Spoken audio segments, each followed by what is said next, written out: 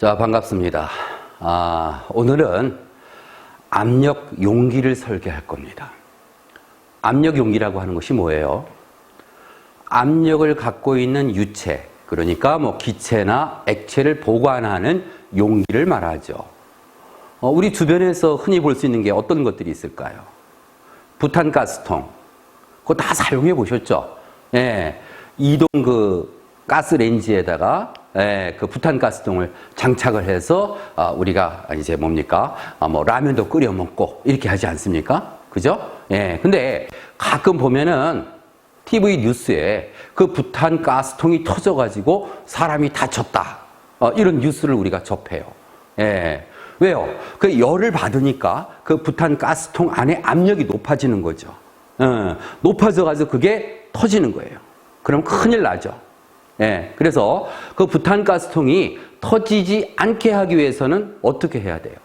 그 부탄가스통의 그 두께, 그렇죠? 그 용기의 두께를 갖다가 충분히 우리가 설계를 해서 그렇게 사용을 해야 된단 말이에요. 예, 그래서 그 압력을 갖고 있는 그 유체에서 그 압력의 크기와 그 압력 용기, 그러니까 부탄가스통 같은 거죠. 그 용기의 두께 T, 이 관계가 어떻게 되느냐. 예, 그래서 그 압력 값에 따라서 압력이 커지면 커질수록 어때요? 압력 용기의 그 두께도 두꺼워져야 되겠죠. 그래서 그 관계를 한번 오늘 살펴보도록 그렇게 하겠습니다. 자, 지금 여기에 부탄가스통이 이렇게 있어요. 예, 부탄가스통이 있어요. 터지면 안 되겠지만은 만약에 터진다고 한번 생각을 해봅시다. 그럼 이 안에는 뭐예요? 어떤 압력을 이렇게 갖고 있는 그런 가스가 지금 들어가 있는 이런 상황이잖아요. 예, 이 상황에서 가열이 돼가지고 얘가 뻥 터졌어. 그럼 터질 때 얘가 어떻게 터질까? 이렇게 터질까? 아니면은 이렇게 터질까? 예, 이렇게 터집니다. 예, 이런 식으로 터지게 돼요. 예, 이렇게 터지지 않습니다. 예, 그 이유를 이제 말씀을 드릴게요. 예, 여기 지금 그림을 보시게 되면은 두 가지에 대해서 지금 이렇게 그림을 나타내고 있어요. 먼저 첫 번째가 바로 뭐예요? 예, 방금 내가 말씀드렸던 이렇게 터지는 방향을 갖다가 얘기를 하는 겁니다. 예, 이렇게 터지는 거예요. 예, 두 번째가 바로 뭡니까? 이렇게 길이 방향으로, 길이 방향으로 터지는 그런 그림이 되겠습니다. 자, 그러면은 이렇게 터질 때에 그 부탄가스통, 압력 용기의 이 단면에 발생되는 응력은 얼마가 될지 그걸 먼저 한번 구해보도록 그렇게 할게요. 자, 여기서 보시게 되면은 이렇게 터진다는 것은 지금 바로 이 안에 이렇게 지금 압력이 작용을 해가지고서 얘가 이쪽 방향으로 이렇게 지금 힘을 받는 이런 상황이거든요. 예, 그렇게 되면 이 단면 여기에서 응력이 발생이 돼요. 예, 바로 이 응력이 여기에서 보이는 이 응력이 되는 거죠. 이 값이 되는 겁니다. 예, 이때 이 발생되는 응력을 기호 시그마 T로 놓겠습니다. 시그마 T로 놓겠습니다. 자, 그때 이 응력을 우리가 뭐라고 하냐 하면은요, 후프 응력이다. 이렇게 얘기를 합니다. 후프 응력 또는 원주 방향 응력이다. 이렇게 얘기를 하죠.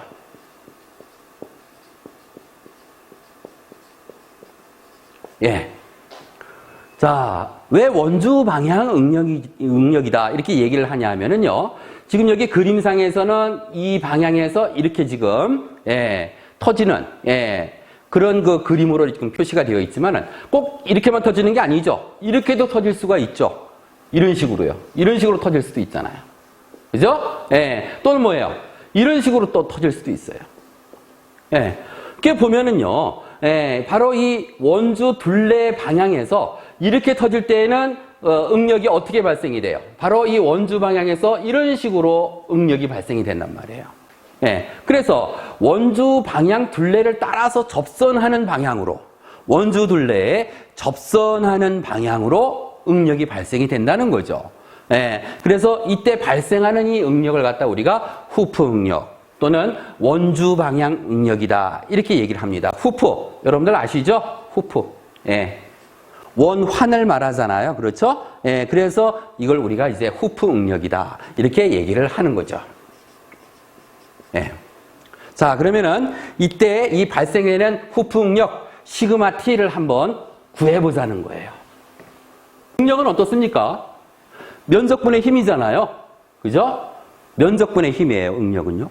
그럼 여기에서의 면적은 어떤 면적이 되나요? 바로 이면적이 되죠. 예, 이면적이 됩니다. 예, 이면적이 됩니다. 그럼 이면적은 어떻게 돼요? 이 용기의 두께를 갖다가 T로 놨습니다. 예, 이 용기의 이 두께를 갖다가 T로 놨어요, T. 예, T로 놓고 이 길이를 갖다가 L로 놨어요. L로 놨어요. 그러면 이면적은 어떻게 돼요? 이면적은요. TL이 되잖아요. 그죠? 예, 이 두께 곱하기 길이. 그렇죠? TL이 됩니다. 근데 이게 몇 군데 있어요? 이쪽에도 또 하나 있잖아요. 이렇게 터질 때. 예, 그러니까 전체 면적은 어떻게 됩니까? ETL이 되는 거예요. 네, ETL이 되는 거예요. 그 다음에 뭐예요? 힘이죠. 그럼 이 힘은 어떻게 됩니까? 이 압력에 의해서 발생되는 거잖아요. 그렇죠? 예. 그러면 여기 보시는 것처럼 이렇게 압력이 지금 이렇게 작용을 해요. 예. 압력이 작용이 돼가지고 얘를 갖다가 이렇게 아래쪽으로 또는 위쪽으로 이렇게 힘이 작용이 되는 거예요.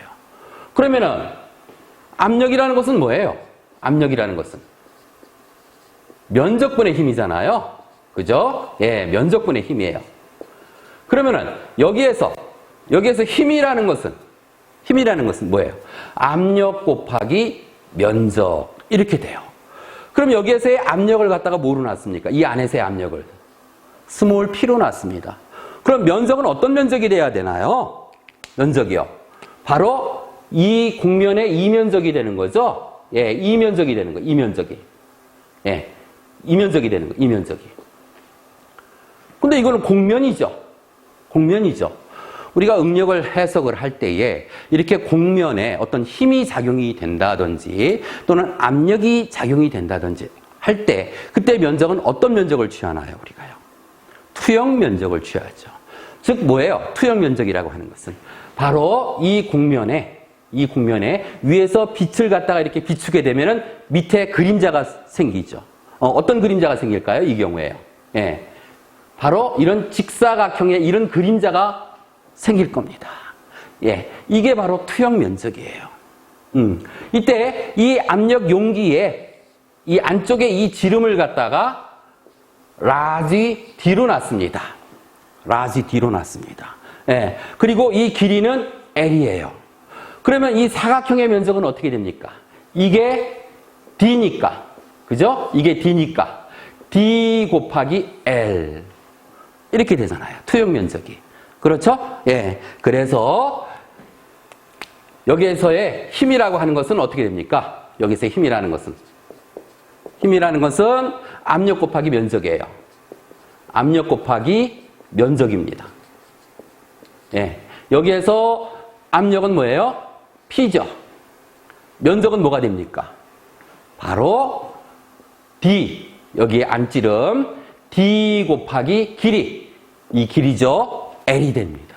예. 그래서 P, D, L 이렇게 되는 거예요. 예. 그래서 힘은 바로 여기에서 P, D, L 이렇게 쓸 수가 있는 거죠. 보니까 이 L하고 같아요.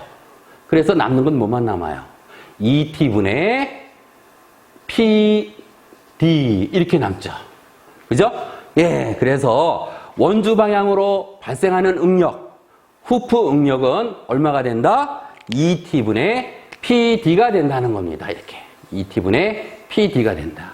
이게 후프 응력이에요. 아시겠죠? 네. 자, 그러면 이제 두 번째로 이렇게 길이 방향으로 얘가 만약에 파괴가 된다. 그거를 가정을 했을 때에 바로 이 면에 발생되는 응력은 어떻게 될 것이냐라는 거예요. 예, 바로 이 둥글게 보이는 이 단면이죠. 예, 여기가 이제 파괴가 되는 겁니다. 이 면에 발생되는 길이 방향으로 발생되는 응력을 갖다가 기호 시그마 Z로 놓겠습니다. 예. 축방향 응력이라고도 합니다. 얘를요. 예, 여러분들 교재를 보시면은 축방향 응력이죠. 이렇게 나와 있어요. 예, 길이 방향의 응력입니다. 그러면 이 시그마 Z는 역시 면적분의 힘이에요. 예, 그럼 여기에서 이 면적은 어떤 면적이 되나요? 바로 이 면적이 되는 거죠. 이 면적이 되는 거죠. 그렇죠? 이 면적이 됩니다. 그러면은 이 면적을 우리가 이론적으로 구한다면 어떻게 되나요? 여기에서 안찌름을 갖다가 D로 놨어요. 예, 이 안찌름을 D로 놨어요. 이렇게 D로 놨습니다. 그리고 이 두께가 T예요. T예요. 그러면 이걸 이론적으로 구한다면 어떻게 구해요? 4분의 파이 D 플러스 2T의 제곱. 이게 뭐예요? 전체 이 원의 면적이죠. 마이너스 4분의 파이 D 제곱. 이렇게 하면 바로 이 부분의 면적이 구해지죠. 왜 D 플러스 2T입니까? 용기의 안찌름이 D니까 이 두께가 T잖아요. 그러면 여기도 T고 여기도 T잖아. 그러면 여기 바깥찌름은 뭐가 돼? 안찌름 D 플러스 이거 T, 이거 T. 두 배의 T를 해줘야 되잖아. 그렇죠? 네, 그래서 4분의 파이 D 플러스 2T의 제곱이 이렇게 되는 거야. 그럼 이 전체 면적이 돼. 거기에다 어떻게 돼? 이 안찌름 여기 지금 비어있는 공간, 그 면적을 빼줘야 되잖아. 그렇죠? 예, 그러면 바로 이 원환의 면적이 구해져요. 근데 이게 좀 복잡하잖아요. 만약에 여기를 이렇게 내가 잘라서 얘를 갖다 쭉 펼쳤어. 예, 펼치면 어떤 모양이 만들어지나요? 이런 모양이 만들어지겠죠? 이런 모양이 만들어질 거예요. 예, 여기가 바깥쪽에 이 둘레의 이 길이가 바로 뭐가 되는 겁니까? 파이 D 플러스 2배의 T 이 값이 되겠죠. 원주 둘레 길이니까. 예, 바깥쪽에 이 지름이 D 플러스 2T니까. 예, 그렇게 되고요. 여기 안쪽의 지름은 얼마가 될까요? 이 안쪽의 지름은요. 파이 D가 되겠죠. 예.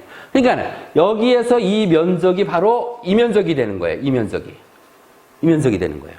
그런데 여기에서 요 끝쪽, 예, 요 끝쪽에 있는 요 부분 있잖아요. 예, 요 부분. 이 면적은 전체 면적에 비해서 그렇게 많은 그 면적이 아니다라는 거예요. 예, 그래서 우리가 일반적으로 안찌름과 두께의 비가 10분의 1이 되는 이러한 조건에서는 그러니까 안찌름에 비해서 이 두께가 아주 얇아요. 그럴 경우에는 이 끝부분에 이 면적을 갖다 무시를 해버려요. 그러면은 여기서 이 면적은 얼마가 되는 거예요? 바로 가로 곱하기 세로 이렇게 되잖아요. 이 두께가 T니까 이 면적은 얼마가 되는 거예요? 파이 D T 이렇게 되죠. 면적이. 그래서 면적을 이 값으로 취합니다. 그래서 여기에서 축방향력 시그마 Z는 파이 D T 이렇게 쓸 수가 있어요. 파이 D T. 그 다음에 힘이잖아요. 그럼 이 힘은 어떻게 됩니까? 이렇게 지금 작용하는 힘이잖아요. 이렇게 작용하는 힘이에요. 그럼 바로 압력 P 곱하기 바로 이 부분의 면적이 되겠죠. 이 부분의 면적이 바로 뭐예요?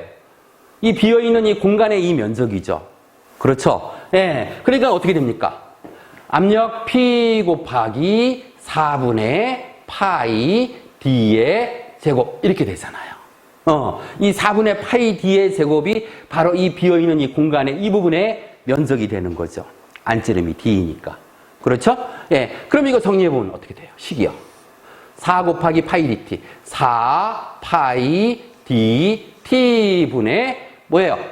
위에 파이 p d의 제곱. 이렇게 식이 만들어지죠. 네, 이게 보니까 어떻습니까? 파이 없어지죠. 그 다음에 여기 또 d도 있네요. d하고 요거 없어지고요. 남는 건 뭐만 남습니까? 4t분의 PD만 남습니다. 4T분의 PD만 남습니다. 여기서 이 P는 압력이에요. D는 이 압력 용기의 안찌름이고요. 자, 이거를 우리가 이제 압력 용기에서 축 방향 응력, 길이 방향 응력 이렇게 얘기합니다. 자, 이렇게 구해놓고 보니까 후프 응력하고 여기에서의 이 후프 응력하고 2T분의 PD하고 얘하고 4T분의 PD하고 어떤 관계를 가져요? 예? 이런 관계를 갖죠? 시그마 T 후프 응력은 2배의 시그마 Z가 되는 거예요. 예. 길이 방향 응력의 2배가 돼요. 후프 응력이. 다시 말해서 여기에서 이 단면에서 단위 면적당 받는 그 힘의 크기가 여기에서가 이 경우보다 2배의 힘을 더 많이 받는다는 거예요. 예. 그러니까 전체적으로 이렇게 2배의 힘을 더 많이 받는 거야. 이거에 비해서. 그러니까 터지면은 이렇게 터질 수밖에 없겠죠. 예. 이렇게 안 터져요. 길이 방향 이렇게 안 터진다고요. 예. 이렇게 터지는 거예요. 예. 자, 그래서 우리가 설계를 할 때는 얘를 기준으로 해서 설계를 하는 거예요. 예. 그러면은 이 압력 용기의 허용 응력을 만약에 시그마 T라고 하자. 그럼 여기에서 이 식에서 T는 어떻게 됩니까? T는 우리가 지금 저 두께를 구하는 거예요. 압력 용기의 두께 T를 구하는 겁니다. T는 어떻게 됩니까? 2배의 시그마 T분의 뭐가 돼요? PD 이렇게 식이 만들어져요. 얘가 이제 압력 용기의 두께 T를 구하는 식이 됩니다. 예. 그래서 어떤 문제를 여러분들이 풀 때 다른 아무런 어떤 조건이 없어요. 그 상태에서 압력을 알고 그 내부의 압력을 알고 그다음에 그 용기의 이제 사이즈 크기죠. 예.